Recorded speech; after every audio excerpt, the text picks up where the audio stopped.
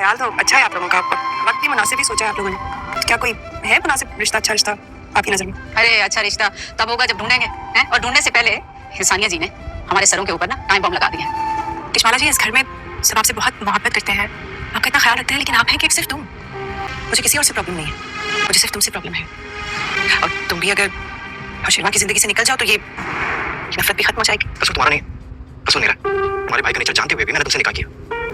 और देखा नहीं उस दिन तुमने रेस्टोरेंट किस कदर से तमाशा लगाया। आप पछता रहे। तुम्हारा भाई मजबूर कर रहा है। वाह क्या हुआ? वाह क्या हुआ? दुआ के घर से भाग जाने के बाद वालिदैन बहुत डर चुके हैं कि दूसरी जो एक छोटी बेटी है उस पर क्या असर होगा। हालांकि दुआ वापस मिल चुकी है इनको और वो देख भी चुके हैं कि वो कितनी खुश है और कितना अच्छा बंदा उसको मिल गया है। लेकिन ये तो बाय चांस उसको मिल गया, लेकिन जो उसने हरकत की थी, अब इस तरह की हरकत करने वाली लड़कियां जो हैं वो कभी भी सुकून से नहीं रह सकती और ना ही बाइज़्ज़त तरीके से ज़िंदगी गुजार सकती हैं।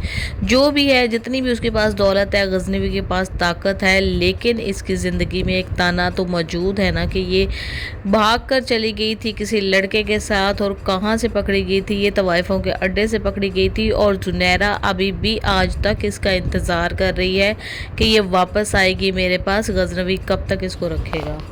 दुआ के वालिदैन ने छोटी बच्ची जो है उसका रिश्ता तय कर दिया और वो बच्ची ने एक शर्त रखी है कि मेरा शोहर अमीर होना चाहिए।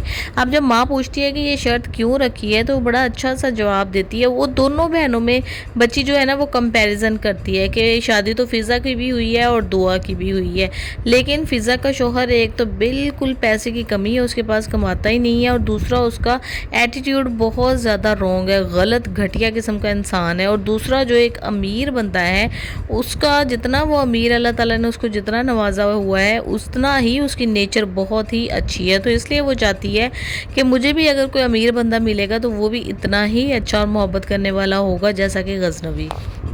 जबकि दूसरी तरफ दुआ पहुंच चुकी है हवेली में। हवेली में जब ये गई है तो इसकी कोई ख़ास जो है ना वो स्वागत नहीं हुआ, इसका कुछ भी नहीं किया गया। खड़ी रही है एक सोफ़े को पकड़ कर, फिर किसी ने तवज्जो ही नहीं दी, सब अपनी बातों में मगन थे। फिर खैर ये खुद ही दुआएं देना शुरू हो गई मरासियों की तरह। तो फिर उन्होंने कहा कि हाँ हाँ ये भी आई हुई है, चलो ठीक है। हमें तो पता ही नहीं चला, परेशानी में बहू के पहली दफ़ा घर आई है, लेकिन कशमाला के लिए बहुत ही अच्छा चांस है।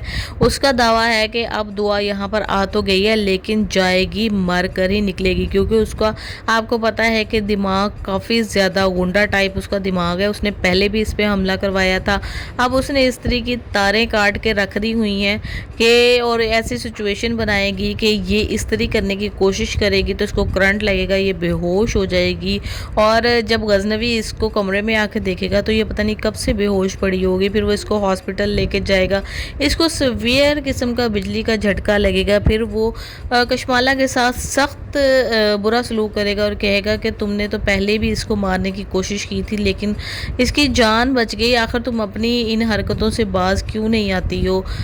मैं तुम्हें बीवी का दर्जा कभी भी नहीं दूंगा, और तुम जो है ना दूसरी शादी करना चाहती हो, तीसरी करना चाहती हो तो तुम कर सकती हो, लेकिन इस तरह की हरकतें मत करो। वो दुआ को लेकर शहर वापस आ जाएगा और दुआ साहबा ने जो एक स्कार्फ हरे रंग का ओढ़ लिया था गांव जाते ही, और कितने दिनों से इसने वही स्कार्फ ओढ़ा हुआ था, तो दोबारा से वो उसी फैशन ज़दा हुलिये में आ जाएगी जिसमें कि वो गजनवी के साथ शादी के बाद से आई हुई है।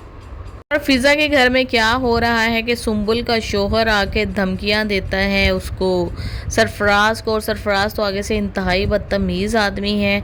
और वो कहता है कि जी तुम्हारी बीवी पता नहीं तुम्हारे साथ कैसे रह रही है। इस पे तो उसको अंगारे चबाने लग जाता है वो कि क्यों मेरी बीवी के बारे में इसने बात कर दी है, बड़ा गैरतमंद बन जाता है। खैर जी वो भी सुंबुल से शादी नहीं करेगा, वो भी सिर्फ खेल रहा है इनके साथ।